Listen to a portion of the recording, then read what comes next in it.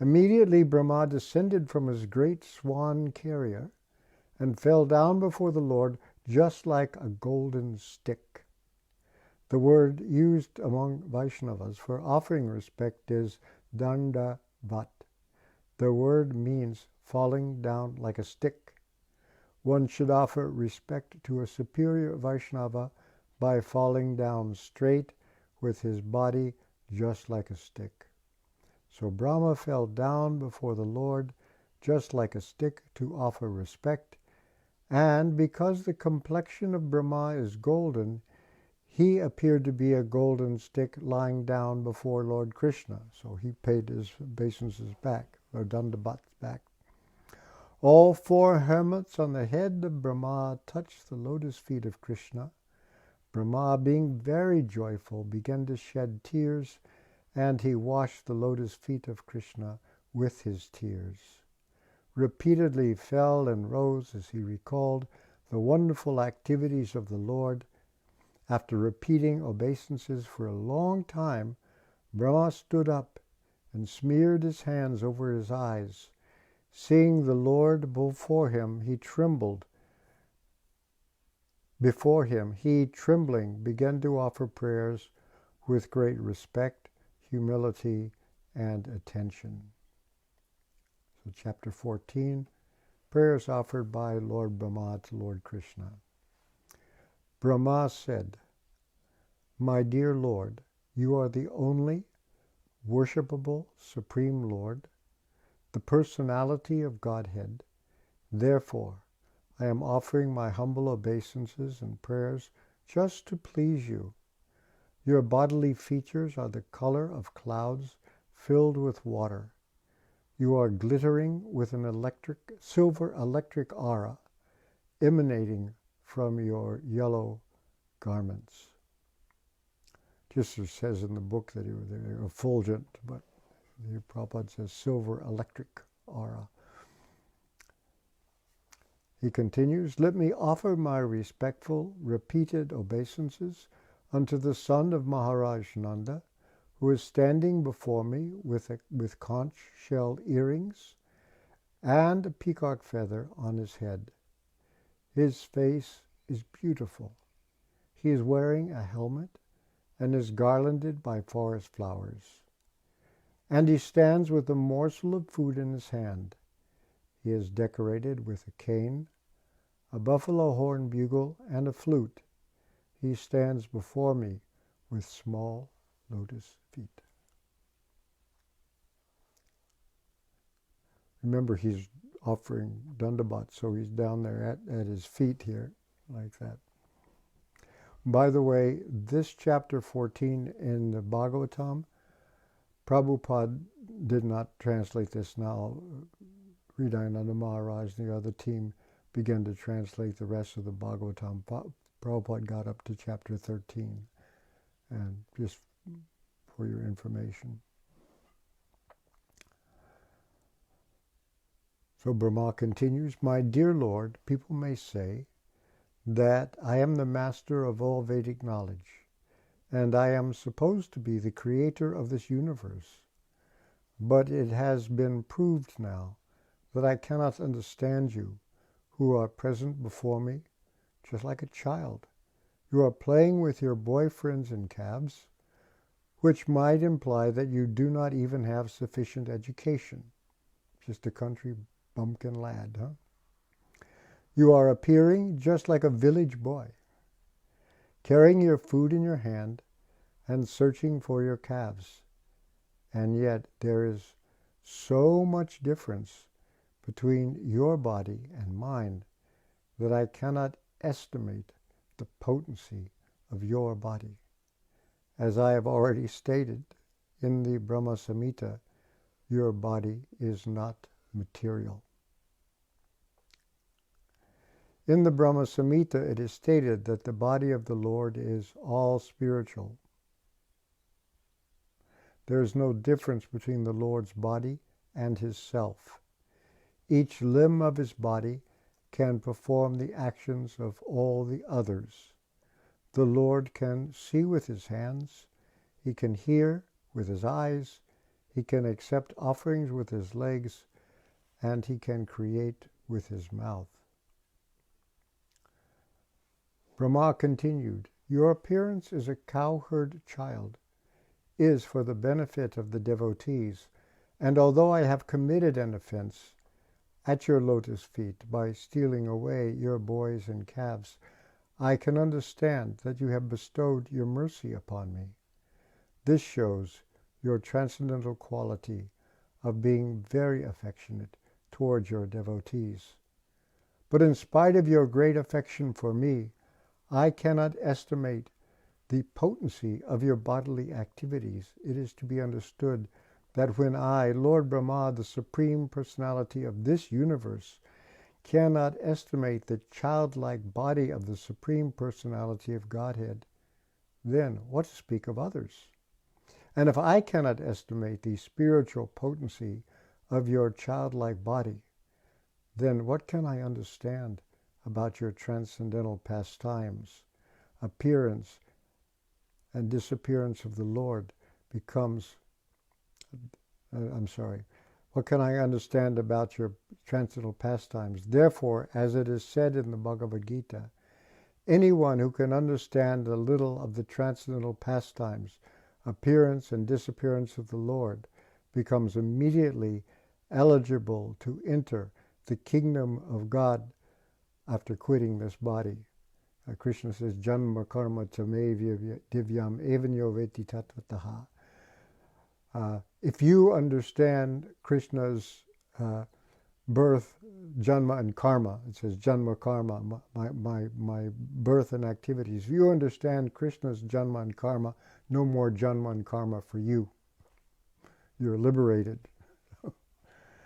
This is our chance to understand it.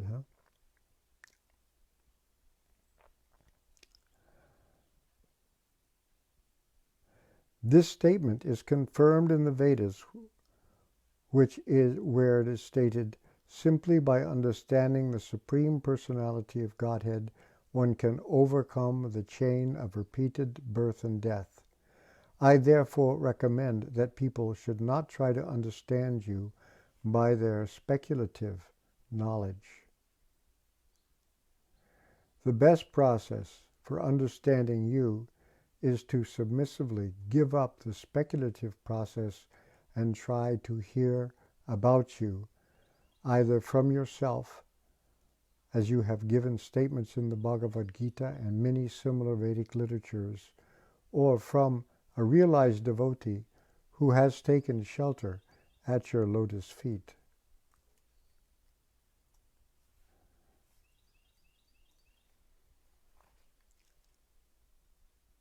Where am I? I lost my place. One has to hear from a devotee.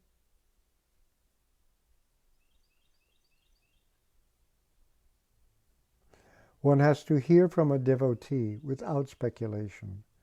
One does not even need to change his worldly position. He simply has to hear your message.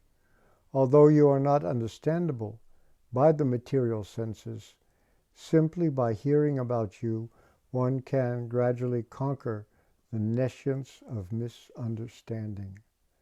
By your own grace only, you become revealed to a devotee. You are unconquerable by any other means. Speculative knowledge, without any trace of devotional service, is simply a useless waste of time in the search for you. Devotional service is so important that even a little attempt can raise one to the highest perfectional platform.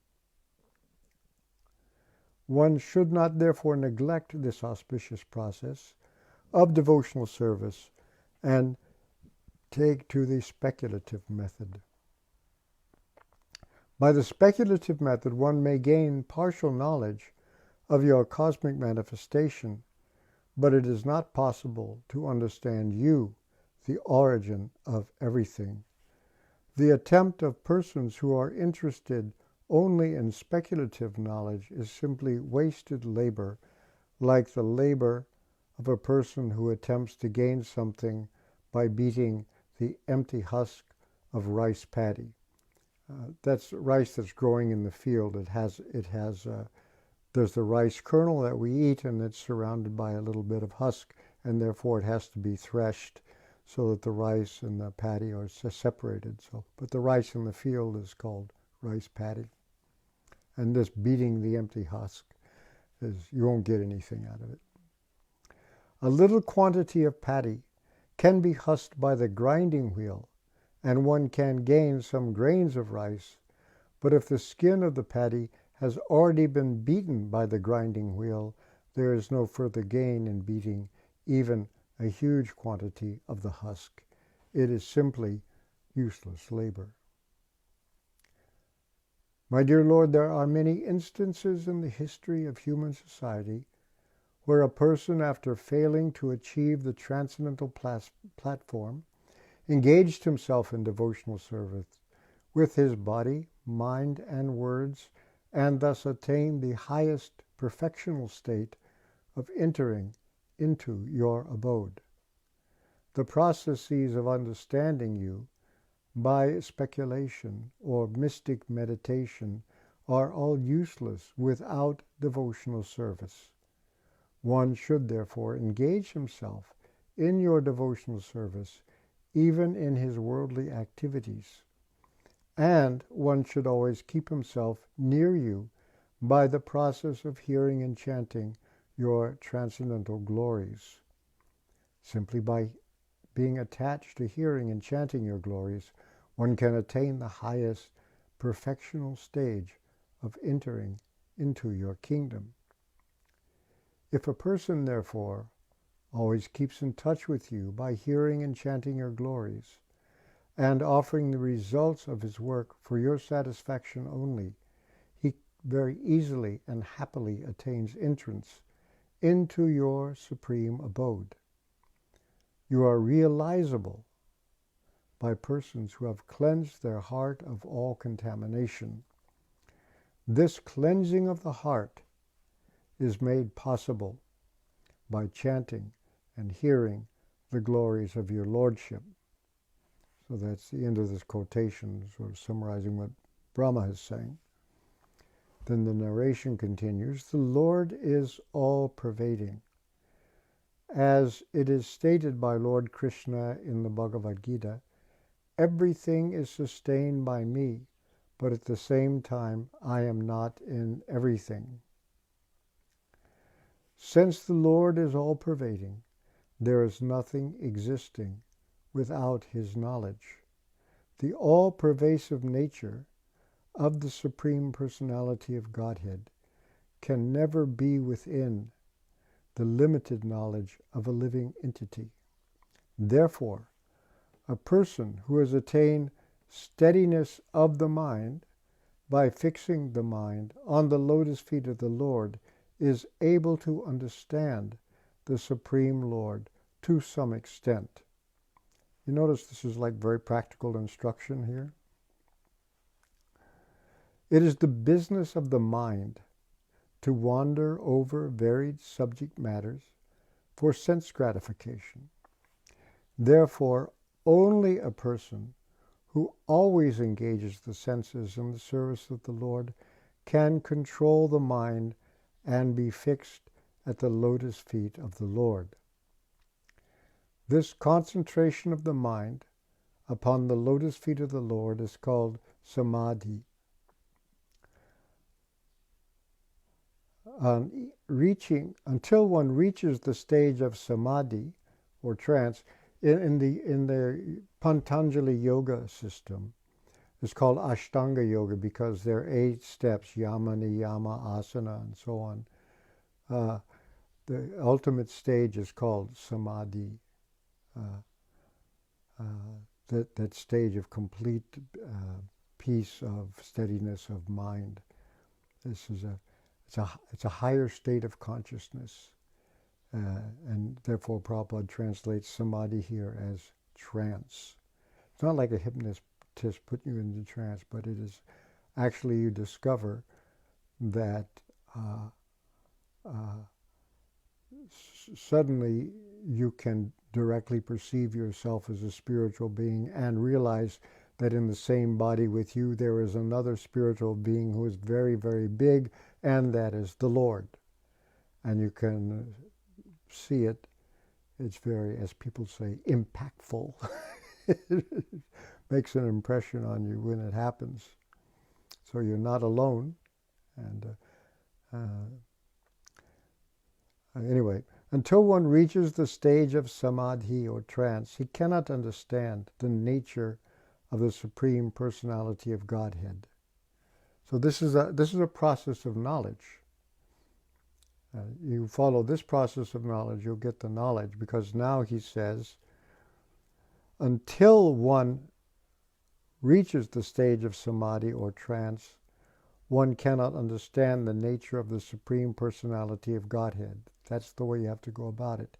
There may be some philosophers or scientists who can study the cosmic nature from atom to atom. They may be so advanced they can count the atomic composition of the cosmic atmosphere or all the planets and stars in the sky. And they do that too. You can see the maps. And they keep trying to find out more and more and more.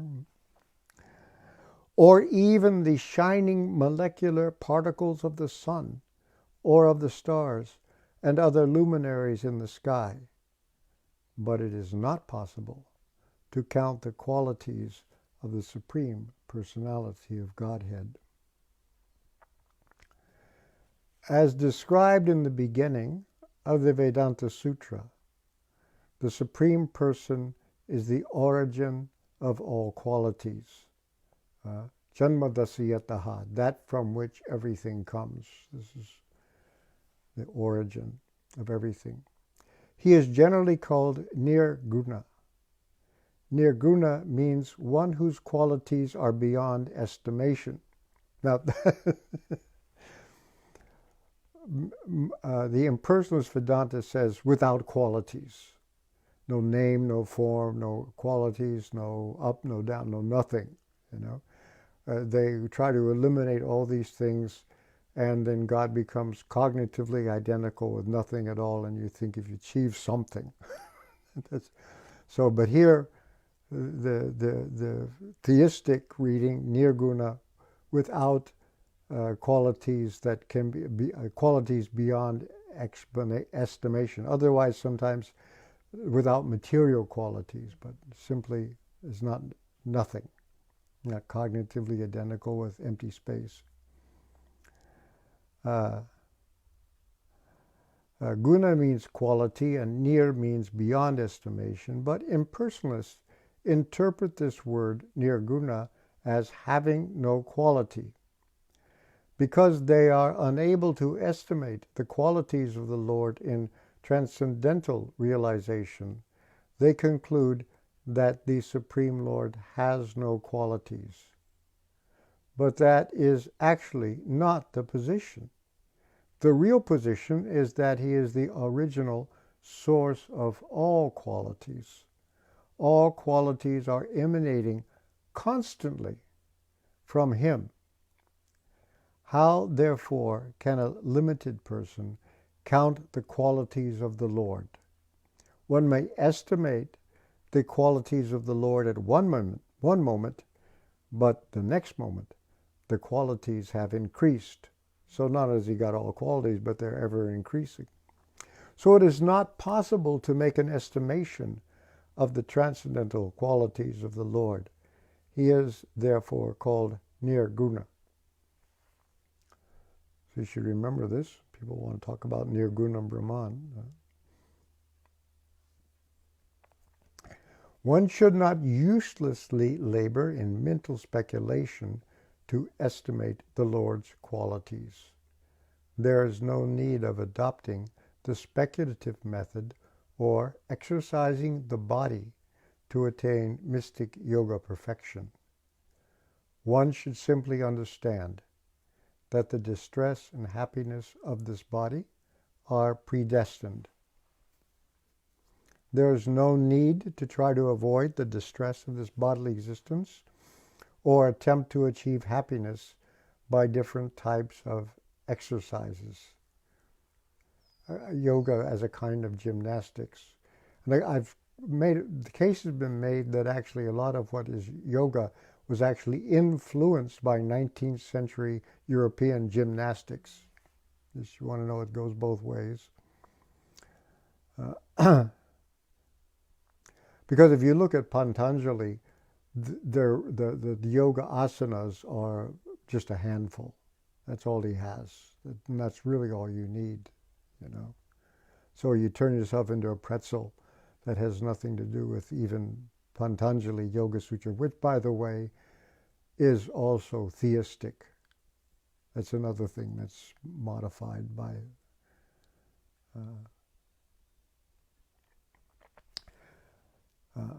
the best course is to surrender unto the Supreme Personality of Godhead with body, mind, and words, and always be engaged in his service. This transcendental labor is fruitful, but other attempts to understand the absolute truth are never successful. Therefore, an intelligent man does not try to understand the absolute truth by speculative or mystic power. Rather, he engages in devotional service and depends on the Supreme Personality of Godhead. He knows that whatever may happen to the body is due to his past fruitive activities. If one lives a simple life in devotional service, then automatically he inherits the transcendental abode of the Lord.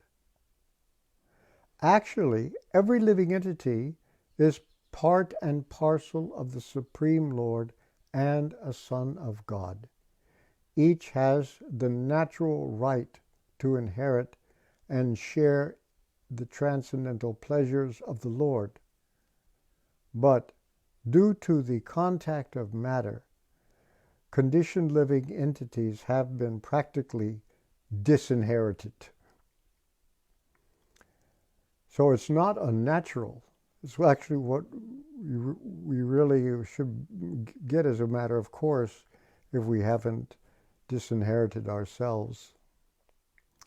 If one adopts the simple method of engaging himself in devotional service, automatically he becomes eligible to be freed from material contamination and elevated to the transcendental position of associating with the Supreme Lord. Lord Brahma presents himself to Lord Krishna as the most presumptuous living creature because he wanted to examine the wonder of his personal power, his meaning Krishna's personal power, capital H in the text. He stole the boys and calves of the Lord in order to see how the Lord would recover them. Now Lord Brahma admitted that his attempt was most presumptuous, for he was attempting to test his energy before the person of original energy.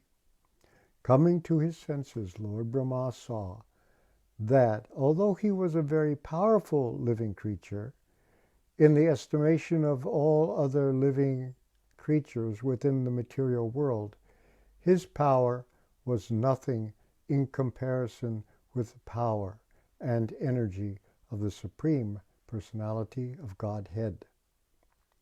The scientists of the material world have invented wonders such as atomic weapons, and when tested in a city or some insignificant place on this planet, thinking of Hiroshima, Nagasaki, or the Mojave Desert in America where they tested it first. That was the test, huh? And when tested in a city or some insignificant place on this planet, such powerful weapons create so-called havoc. That's a word Prabhupada learned from Julius Caesar, where the quote, "Cry havoc and release the dogs of war."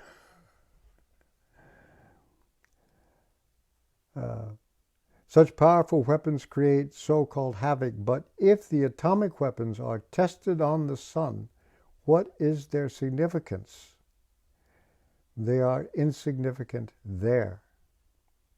Similarly, Brahma's stealing of the calves and boys from Sri Krishna may be a wonderful display of mystic power, but when Sri Krishna exhibited his expansive power in so many calves and boys and maintained them without effort, Brahma could understand that his own power was insignificant.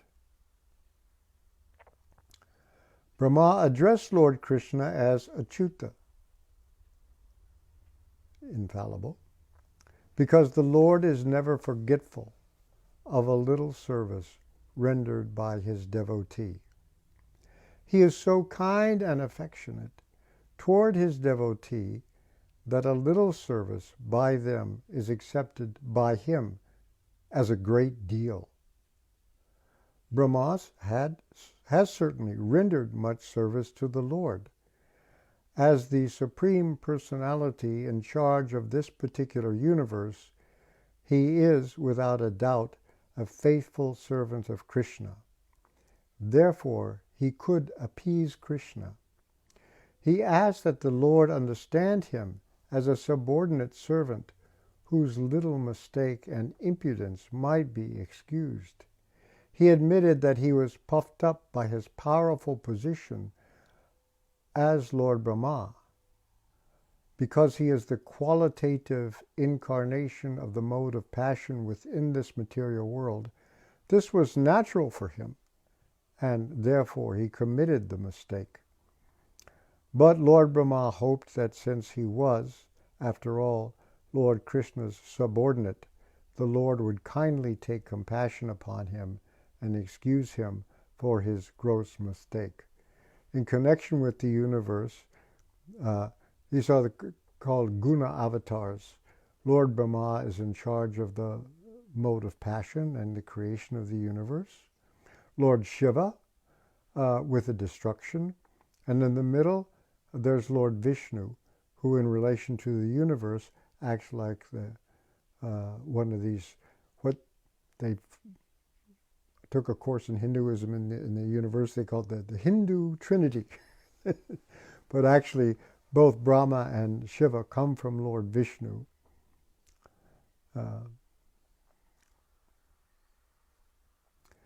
Lord Brahma realized his actual position. He is certainly the supreme teacher of this universe, in charge of the production of material nature, consisting of the complete material energy, false ego, sky, air, fire, water, and earth.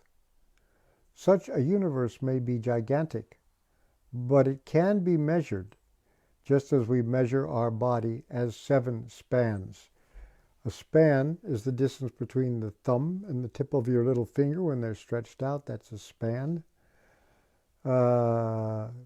Traditionally, the body is 5 spans.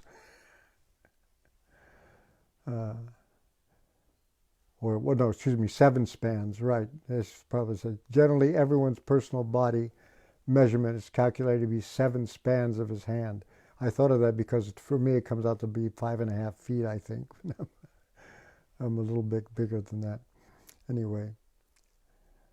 Generally, everyone's personal body is calculated to be 7 spans of his hand. This particular universe may appear as a very gigantic body, but it is nothing but the measurement of 7 spans for Lord Brahma. There's a famous place where one person travels to Vaikuntha and says, Brahma sent me. He said, which Brahma? Which one? Oh, there's more. Aside from this universe, there are unlimited other universes which are outside the jurisdiction of this particular Lord Brahma, just as innumerable atomic infinitesimal fragments pass through the holes of a screened window. So millions and trillions of universe in their seedling form are coming out from the bodily pores of Mahavishnu. And Mahavishnu is lying on the causal ocean. When he exhales, the little universes come out of his nostrils, his mouth, and out of his skin pores. And then they come back in again. You go out, in, out, in. And that Mahavishnu is but a part of the plenary expansion of Krishna. Under these circumstances, although Lord Brahma is the supreme creature within this universe, what is his importance in the presence of Lord Krishna? Lord Brahma therefore compared himself to a little child within the womb of his mother. If the child within the womb plays with his hands and legs, and while playing touches the body of the mother, is the mother offended with the child? Of course she isn't. Similarly, Lord Brahma may be very great personality, yet not only Brahma, but everything that be is existing within the womb of the Supreme Personality of Godhead. The Lord's energy is all-pervading. There is no place in the creation where it is not acting. Since everything is existing within the energy of the Lord, the Brahma of this universe and the Brahmas of many other millions and trillions of universes are existing within the energy of the Lord. Therefore, the Lord is considered to be the mother, and everything existing within the womb of the mother is considered to be the child. And the good mother is never offended with the child, even if he touches the body of the mother by kicking his legs.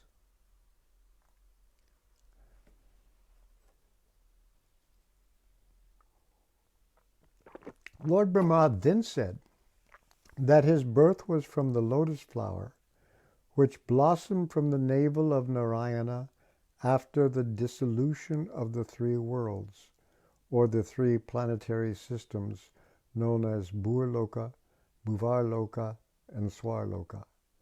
The universe is divided into three divisions, namely Svarga, Marcha, and Patala.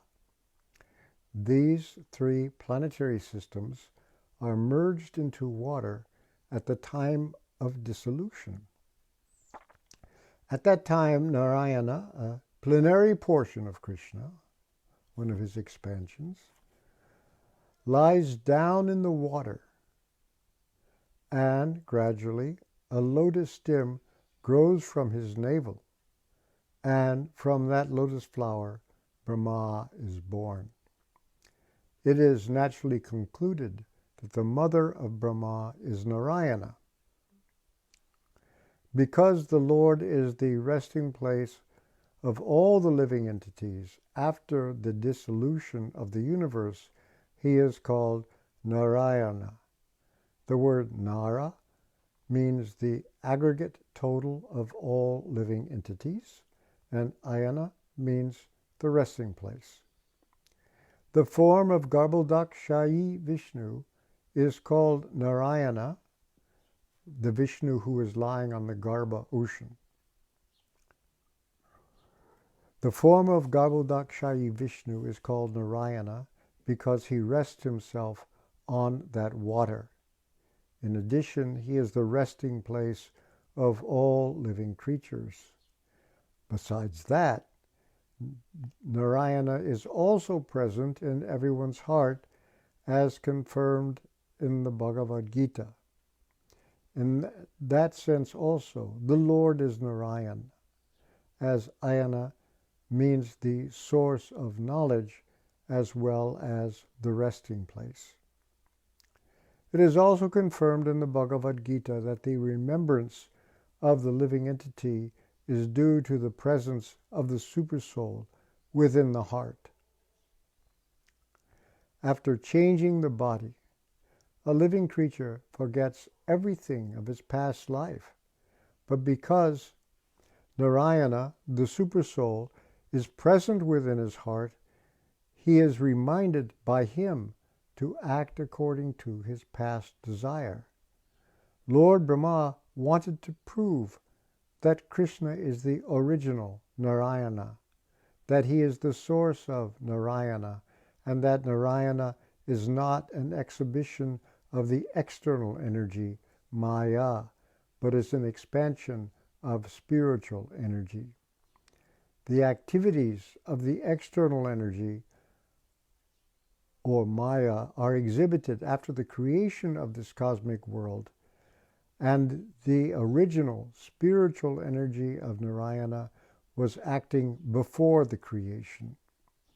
So the expansions of Narayana, from Narayana to Karanodakashayi Vishnu, from Karanodakashayi Vishnu to Garbhodakashayi Vishnu, from Garbhodakashayi Vishnu to Shirodakashayi Vishnu, and from Shirodakashayi Vishnu to everyone's heart, the causal ocean, the Garbha ocean, the ocean of milk, Shir. Everyone's heart are actually Krishna's expansions, manifestations of his spiritual energy. They are not conducted by the material energy, therefore they are not temporary. Anything conducted by the material energy is temporary, but everything executed by the spiritual energy is eternal.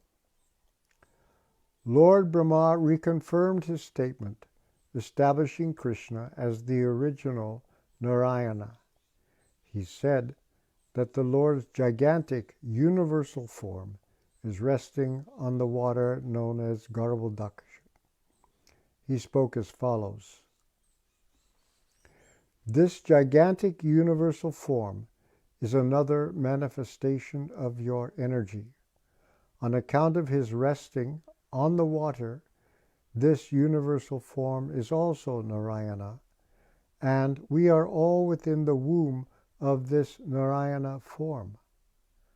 I see your different Narayana forms everywhere.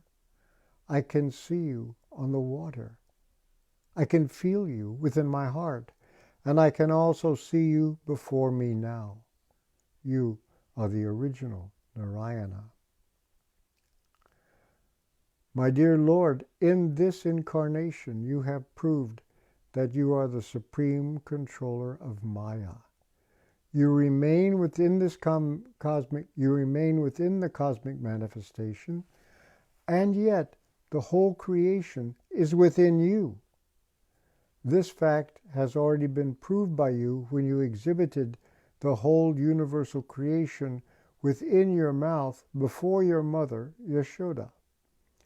By your inconceivable potency of Yoga Maya, you can effect such things without external help. My dear Lord Krishna, the whole cosmic manifestation that we are visualizing at present is all within your body, yet I am seeing you outside, and you are also seeing me outside. How can such things happen without being influenced by your inconceivable energy? Lord Brahma stressed herein that without accepting the inconceivable energy of the Supreme Personality of Godhead, one cannot explain things as they are. He continued, my dear Lord, leaving aside all other things and just considering today's happenings, what I have seen, are they not all due to your inconceivable energies? First of all, I saw you alone. Thereafter, you expanded yourself as your cowherd boyfriends, the calves, and the whole existence of Vrindavana. Then I saw you and all the boys and calves as four-handed Vishnus, and they were being worshipped by all the elements and all the demigods, including myself. Again, they were all wound up, and you remain alone, as you were before. Does this not mean that you are the Supreme Lord Narayana, the origin of everything, and that everything emanates from you and again enters into you, leaving you the same as before? Persons who are unaware of your inconceivable energy cannot understand that you alone expand yourself as the creator, Brahma, the maintainer, Vishnu, and the annihilator, Shiva. Persons who are not in awareness of things as they are contemplate that I, Brahma, am the creator, Vishnu, the maintainer, and Lord Shiva is the annihilator. Similarly, you expand yourself in different incarnations. Among the demigods, you incarnate as Vamanadev. Among the great sages, you incarnate as Parashurama. Among the human beings, you appear as yourself, Lord Krishna, or as Lord Rama. Among the animals, you appear as the boar incarnation, and among the aquatics, you appear as the fish incarnation, Varaha, Matsya. And yet, you have no appearance or disappearance. You are always eternal. Your appearance and disappearance are made possible by your inconceivable energy just to give protection to the faithful devotees and to annihilate the faithless demons. O my Lord, O all-pervading Supreme Personality of Godhead, O Supersoul, controller of all mystic powers, no one can appreciate your transcendental pastimes as they are exhibited within these three worlds. No one can estimate how you have expanded your Yoga Maya and your incarnations and how you act by your transcendental energy. My dear Lord, this whole cosmic manifestation is just like a flashing dream, and its temporary existence simply disturbs the mind. As a result, we are all full of anxiety in this existence. To live within this material world means simply to suffer and to be full of all miseries. And yet, this temporary existence of the material world appears to be pleasing and dear on account of its having evolved from your body, which is eternal and full of bliss and knowledge. My conclusion is therefore that you are the Supreme Soul, the Absolute Truth, and the Supreme Original Person, and although by your inconceivable transcendental potencies you have expanded yourself in so many Vishnu forms, and also in the living entities and other energies, you are the Supreme One without a second, the Supreme Super Soul. The innumerable living entities are simply like sparks of the original fire, your Lordship. This conception of the Super Soul, the conception of the Super Soul as impersonal is wrong, because I see that you are the original person. Persons with a poor fund of knowledge may think that because you are the son of Maharaj Nanda, you are not the original person, that you are born just like a human being. They are mistaken.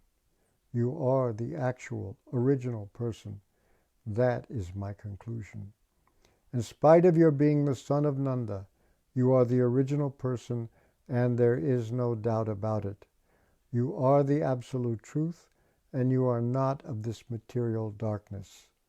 You are the source of the original Brahma Jyotir, as well as the material luminaries, the sun, moon, and stars. Your transcendental effulgence is identical with the Brahma Jyoti, as it is described in the Brahma Samhita. The Brahma Jyoti is nothing but your personal bodily effulgence. There are many Vishnu incarnations. There are many Vishnu incarnations and incarnations of your different qualities, But all those incarnations are not on the same level. You are the original lamp.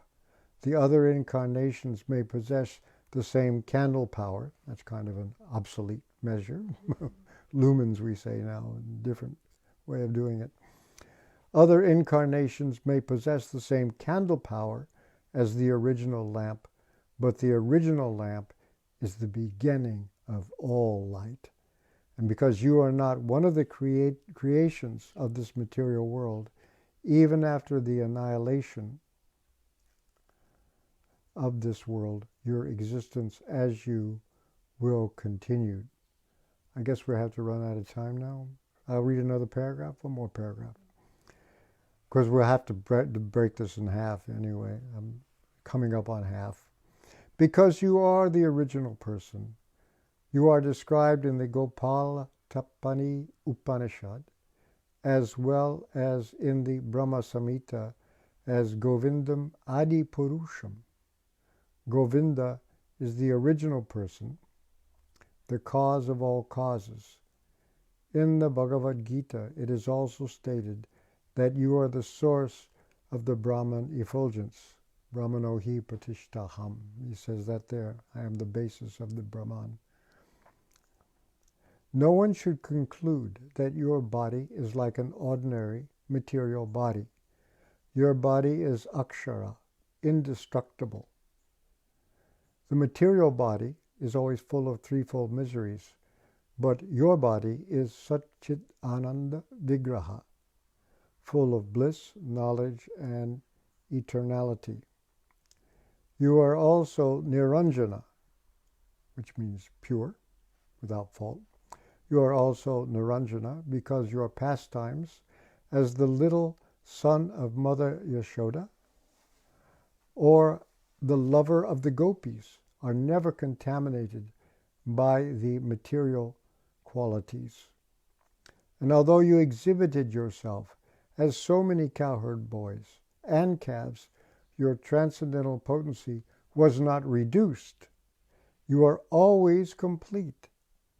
As it is described in the Vedic literature, if the complete is taken away from the complete, the supreme absolute truth, it remains the complete supreme absolute truth. Om Purnam Madapurnamidam. You take Purnam from Purnam, you get Purnam. Purnam Purnam Udachyate. The Brahma Samhita. No, the Ishopanishad, excuse me, yes. Since all your pastimes are spiritual, there is no possibility of their being contaminated by the material modes of nature. When you place yourself as subordinate to your father and mother, Nanda and Yashoda, you are not reduced in your potency. This is an expression of your loving attitude towards your devotees. There is no second identity to compete with you. A person with a poor fund of knowledge concludes that your appearance and pastimes are simply material designations. You are transcendental to both nescience and knowledge, as it is confirmed in the Gopal Tapani Upanishad. You are the original Amrita, indestructible nectar of immortality. As confirmed in the Vedas, Amritam Shasvatam Brahma. Brahman is the eternal, supreme origin of everything who has no birth or death. And I think we'll have to stop there. And we'll pick up where we left off.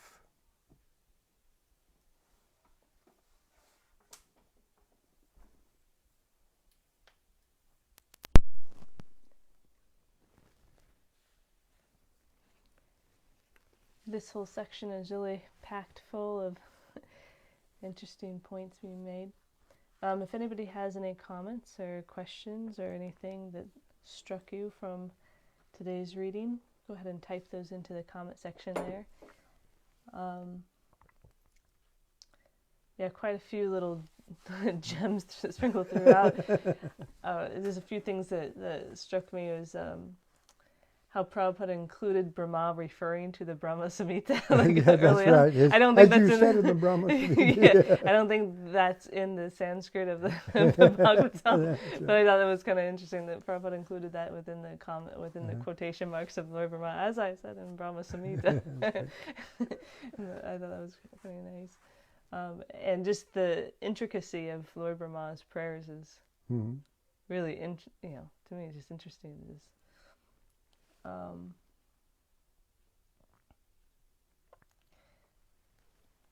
Another thing that struck me was just that you really can't get away from Krishna. When you get into the different expansions and this and that, it's like, it really is illusion to think that we can get away from Krishna. No, you can't, right. No. When you run away from him, he gives you the running power. Exactly. There's nowhere to hide. And Kendra Prabhu, he says, thank you again so much for reading to us.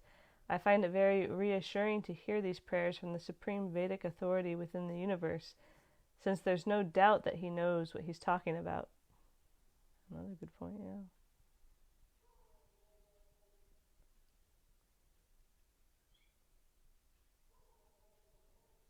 And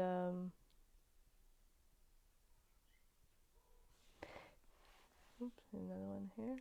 I just want to mention, if the things you read in this chapter or in the Prabhupada's literature sounds fantastic, you have to remember he gives us a process of knowledge by which you can get, it says pratyaksha avagamam. It gives you pratyaksha, direct experience, direct perception. And so you should think of the things that we undergo, the chanting of 16 rounds a day, strictly following the four regular principles. People think of them, oh yeah, those are religious observations. They're not just that. They're activities by which knowledge comes. And you can see pratyaksha right in front of your eyes, everything that is said. And that's why somebody like Prabhupada, or great devotees, they're completely convinced because they have this direct perception. This reminds me, if you don't mind, a short little sidebar here on that topic of Srila Prabhupada being so convinced and being able to see the connection with Krishna everywhere, and telling us that we can do the same. I was just reading Krishna Kripa Prabhu. He posted yesterday. He posted this quotation, a memory from Nanda Kumar Prabhu, who had served Prabhupada for a while. And if you don't mind, I'll just read it really quickly. It's a short thing. Nanda Kumar Prabhu says, Srila Prabhupada would tell us to go bathe in the ocean. He would say, go to the beach. So one day I asked him, Srila Prabhupada, whenever I go down to the beach, the sun is warm on my body, the water feels so good, the sand, it seems like such a comfortable material situation. How should I understand your reason for asking us to go to the beach? I know the spiritual master never gives the disciple anything that will cause him to become materially attached, but always give him whatever he needs to remember Krishna. But when I go to the beach, it seems I enjoy my senses. How can I relate that to Krishna? How can I understand that this instruction is for my spiritual benefit? And Prabhupada replied, he said, the sun is there. Krishna is the light of the sun. The ocean is there. Krishna is the taste of water. You are surrounded by Krishna. How could you ever forget Krishna? He is all around you. Mm-hmm. So just that response from Prabhupada that he's... Yeah, that's right. That's what Krishna consciousness means. Yeah. Mm-hmm. And Krishna Chaitanya Prabhu, he says, I am struck by the message that Lord Brahma has 4 heads, and he recommends that we avoid trying to use our material brains to figure things out. That's a really good point. I assume that there are spatial dimensions that, we live in a 3-dimensional space, but I just assume that when you get Brahmas with all different numbers of heads, it's that the universes have these different dimensions, which you can in mathematics put them down and abstractly, but you can't find them. How does space fold in on itself, for example? You say it can do that, Mm-hmm. So And so in mathematics, we have X, Y, and Z axis, but you can have many, many more axes for expressing this dimensions.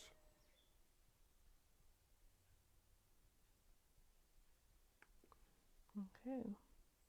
Unless there's anything else, I think that's it for this evening. So again, we'll pick up where it starts. In the Upanishads, it is stated that. Yeah. I don't have the page numbers here because I've got them on the screen. But part 2, stay tuned next week. Is it part 2? Stay tuned next week. Yeah. We should finish this up and then keep going. What's the story after this? After this is I think is you want a little the killing of Dhenukasura. Okay. More back to the demons. Some more action.